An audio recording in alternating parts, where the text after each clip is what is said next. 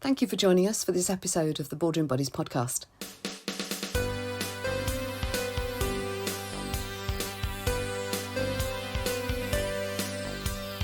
Each podcast is themed, and I interview and ask questions from a specialist who's also the owner of a small business, just like us. If you're a business owner of a micro business, then I hope that this sparks your thinking, answers some questions that you may have, and that you get some tips on the subject that helps you move your business forwards. I do hope that you enjoy the podcast.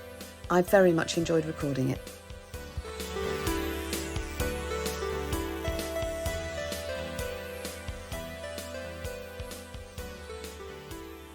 Hello and welcome to the Boardroom Buddies podcast. This week's episode will give you inspiration and encouragement and some tips on being personally productive without beating yourself up for the things that you can't get done. We all have the to-do list that seems to run off the page, and it's impossible to get it all done. So if you're beating yourself up and your to-do list is as long as your arm, then today's podcast with my guest, the amazing Grace Marshall, may just be up your street. Grace is an author of 3 books. She's a coach, a trainer and a speaker, and spends her time helping people manage their workload in a way that gets things done and it also enhances their work-life experience. I've known her for a number of years and I love her approach to being productive. Yes, it's about getting stuff done with clarity and purpose, but just as important, not beating yourself up. She's known for her refreshingly honest and human approach to personal productivity and getting stuff done. So have a listen. If you haven't got time to read time management books, then her first book, 21 Ways to Manage the Stuff That Sucks Up Your Time, is packed with help and inspiration, as all her books are.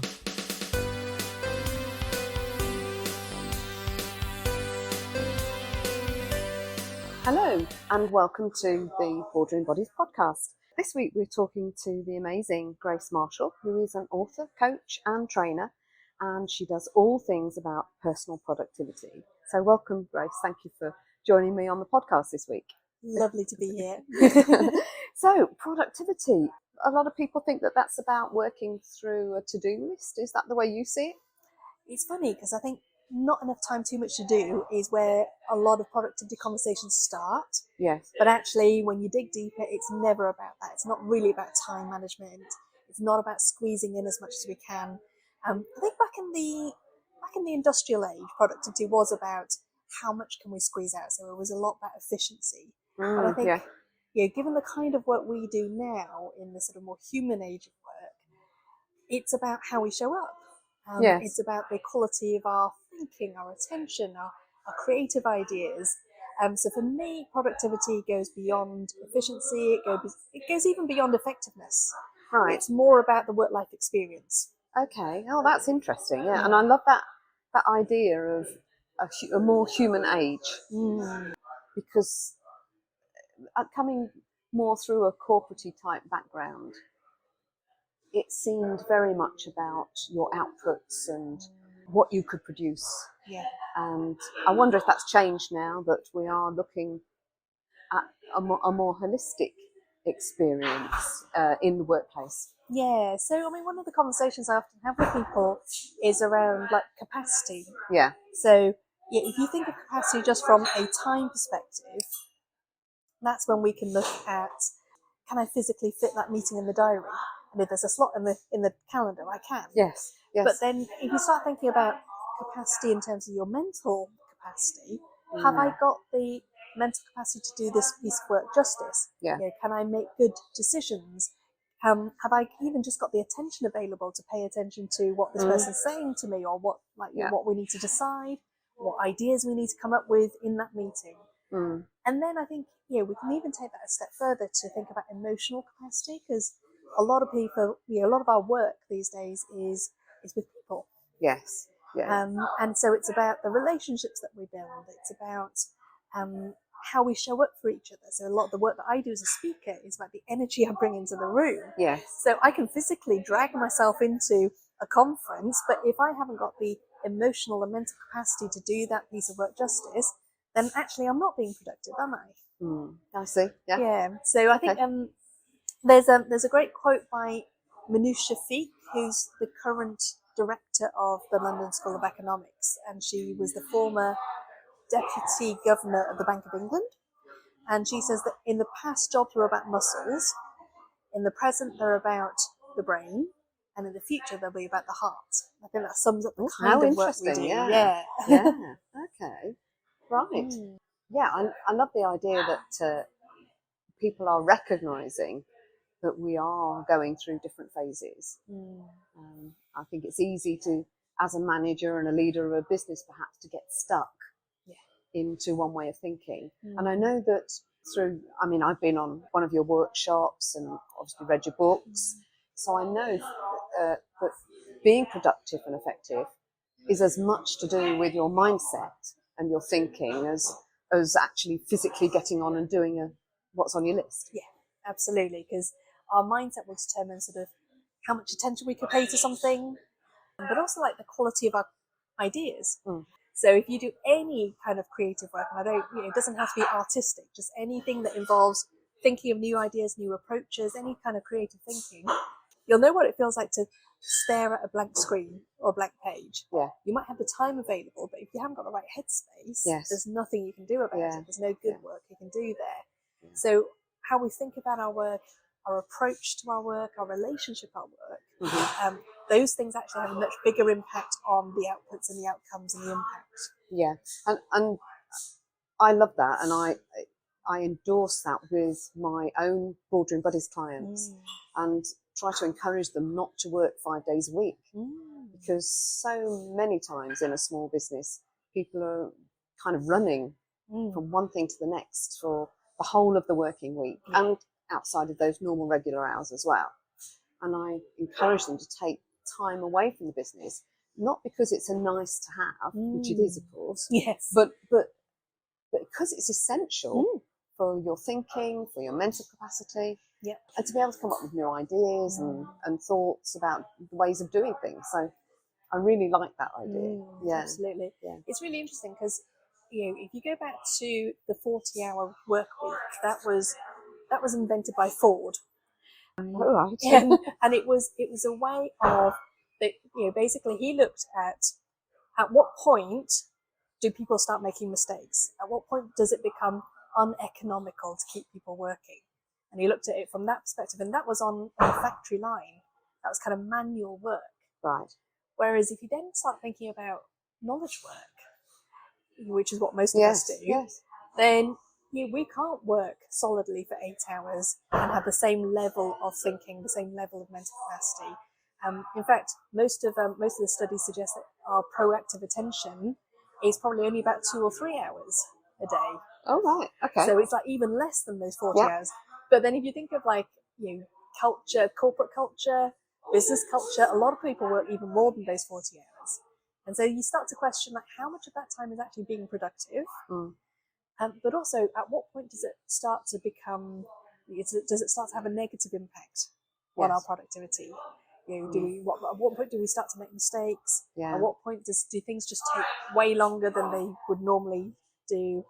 But also, at what point do we just get stuck in a rut of I just need to answer that email or go to that meeting, or we're not even questioning that. So when it comes to that kind of thinking creatively, innovatively, a lot of that stuff only comes when we have that time away, when we can take that time out and see things in a different light. Yes. Yeah. So tell me about the books. I know that obviously I've read them, but for listeners, they won't have heard. So my first book was 21 Ways to Manage the Stuff That Sucks Up Your Time. And I wrote that when my kids were really small. So I was growing a business alongside raising a family. And I didn't work in an office. I didn't work traditional hours. I had to sort of work in snatches of time in between school runs and nap times and all of that kind of stuff. But what I found was that actually, if you've got limited time, how do we work in a way that actually fits in with that? So can't create more time. How can I make the most of the time that I do have? But also, how can I do that in a way where I feel good about what I'm doing? Yes. Where I don't feel like I'm just constantly falling behind or not having enough time.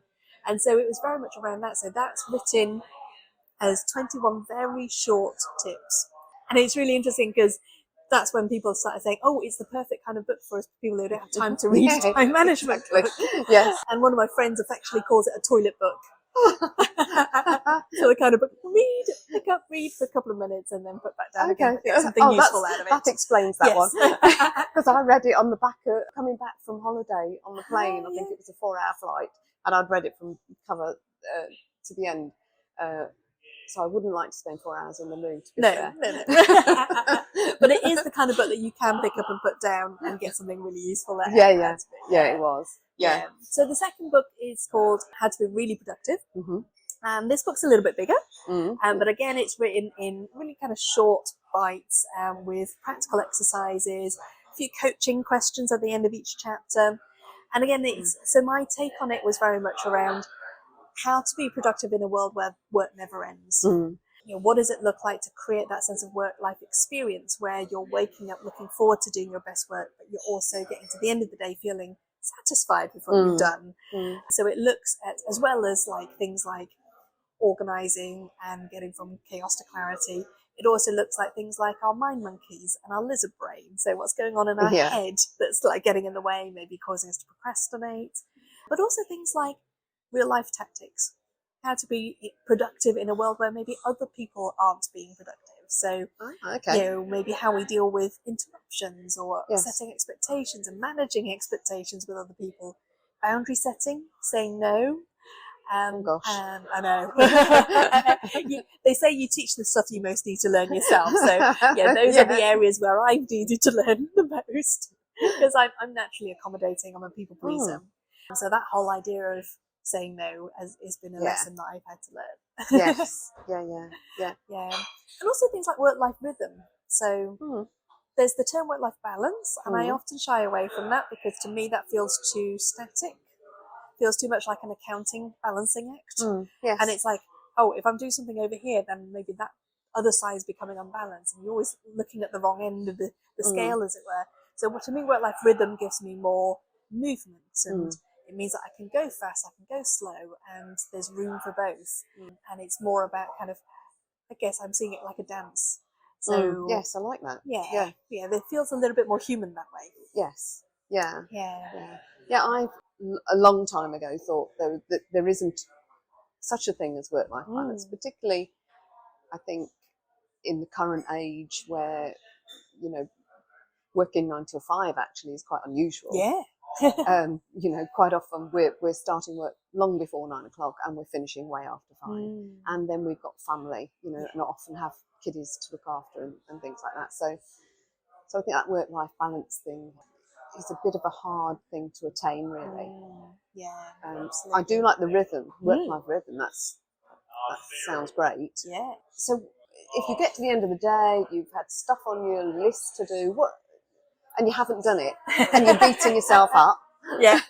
What would you say to them? Okay, step 1 is write yourself a to-do list. Oh. So a to-do list instead of a to-do list. Okay. To-do, I like to-do, to-do, what have I done? Okay. Because sometimes we don't give ourselves credit for what we have done. Yeah, sure. And some days it might be, actually, things just changed. And, you know, maybe I decided I needed to pay attention to this instead of that, or this is what happened and this is how I responded to it. So I think it's always worth writing yourself a to-do list first. Like, give yourself credit for what you actually have done. And then, maybe then we can then start to, I call it my ahas. So what am I noticing? So maybe if I didn't get the stuff done that I wanted to, what happened? And one of the things I talk about, actually my third book, Struggle, is, you know, approaching things with curiosity rather than judgment. Because sometimes we can beat ourselves up about the things that go wrong or things that don't go to plan. But actually, if we approach it with curiosity, what we do in our brains is we widen our vision. And sometimes it might be, do you know what? That didn't happen because of this thing I've got in my head around you know, why I'm procrastinating, or maybe, you know, maybe it's to do with it. What am I telling myself? What story am I telling myself about this thing that's making it so hard to do? Our lunch has arrived. Lovely. The veggie ones for me. Thank you. For listeners, we are in the fabulous Hotel Divan in Birmingham, and our lunch has just arrived. Yes, we are in a place that sell alcohol, although we are on coffee. We are. So, so we'll just carry on for a few more moments, I think. So yes, we're talking about work-life balance and not beating yourself up. I know that quite often, because I've trained myself in a way, I'll get to the end of the day and think, well, what did I do to move the business forward? Yeah. And there might be one or two small things, and there might be some things on the to-do list that I haven't quite got around to doing. And I do have this kind of internal evaluation of, why didn't I do it? Well, the actual honest truth is because I didn't really want to do it in the first place.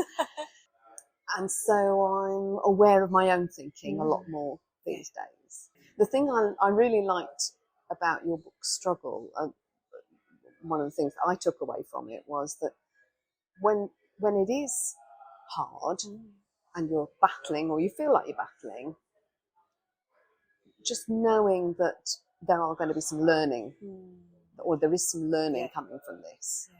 And so to almost relax into it, really. Yeah.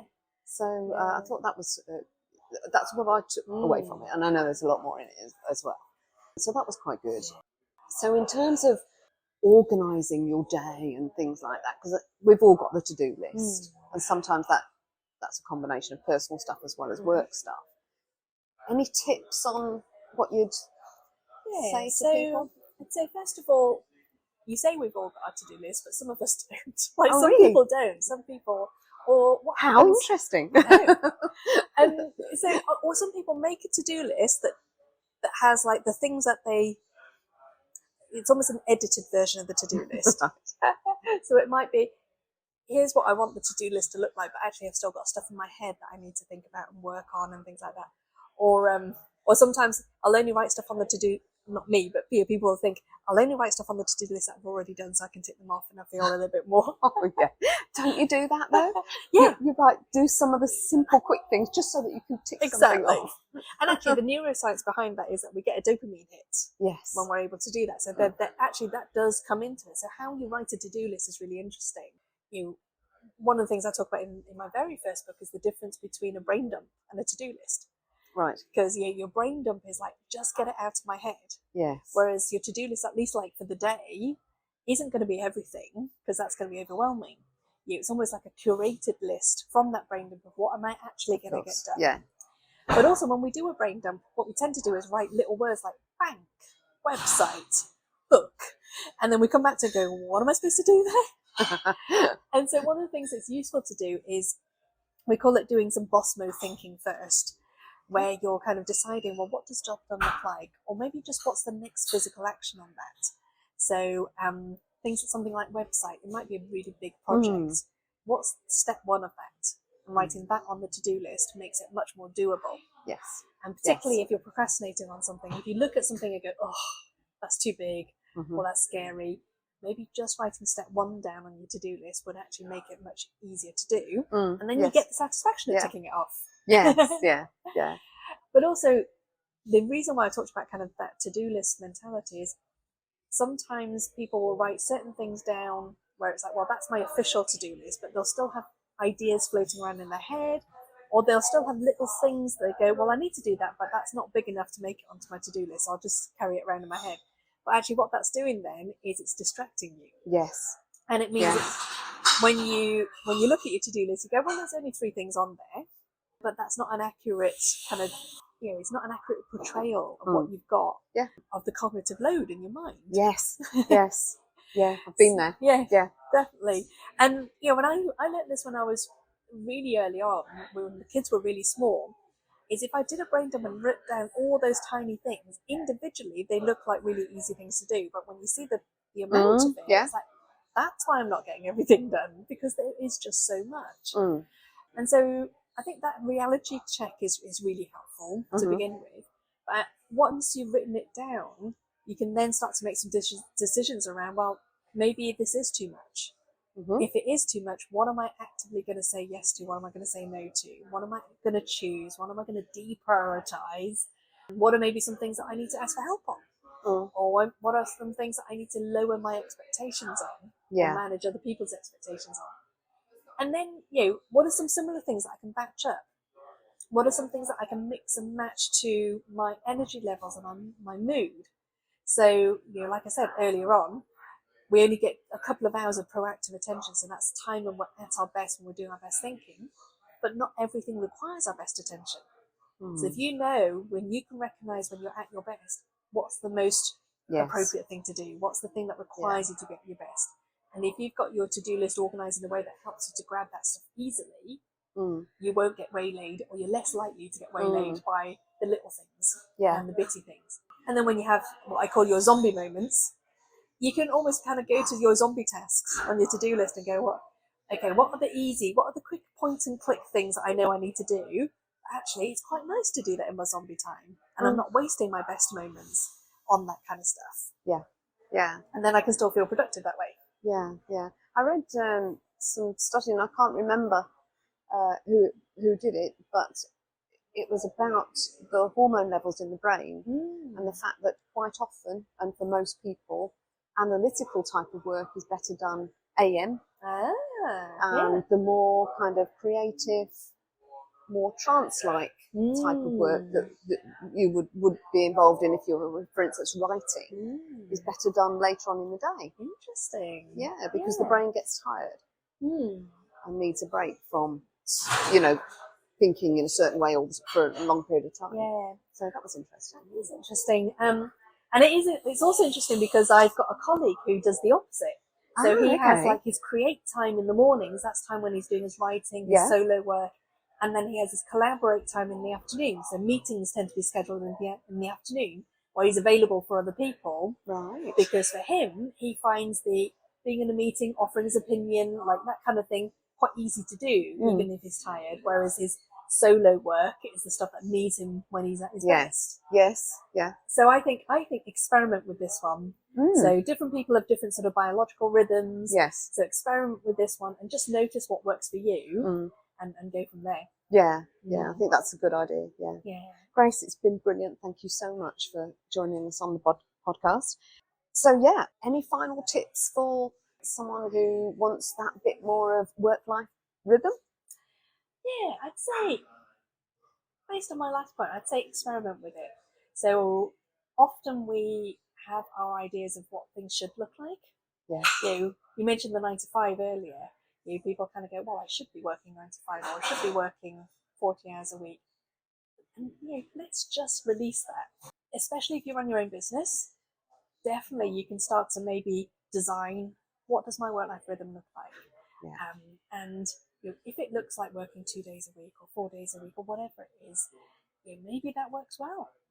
If it looks like, so for me, I realised that actually working to term time works really well for me.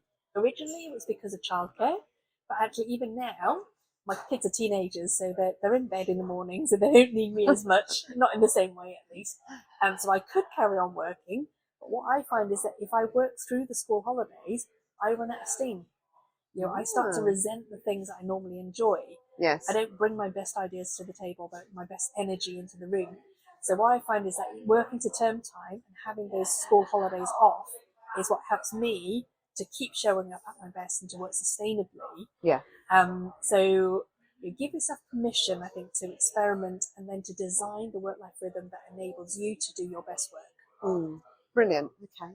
And it's okay not to get it all done. In fact, you'll never get it all done. No. So that's the reality of the work. The world of work is that we'll always have more ideas. There'll always be more work that we can do. So it's not about getting to the end of the work, but it's more about I call it surfing the workload or surfing the workflow rather than drowning in it. Right. And being happy with the journey that we're on and what we are getting done. So give yourself credit for what you're getting done. Course correct if you're going in the direction that, like, actually I'm just spending loads of time being busy and not getting anywhere, then use that as an opportunity to course correct. But it's not about getting to the end of the work. It's about showing up, doing our best work, having fun doing it, and enjoying both life at work and life outside of work. That's brilliant. Thank you. Thank you. If people want to see more of your books and find out more about you and perhaps working with you, how do they get in touch? Best place is the website, so that's gracemarshall.com. Lovely. That's smashing. Thanks a lot, Grace. Oh, lovely to chat. Cheers.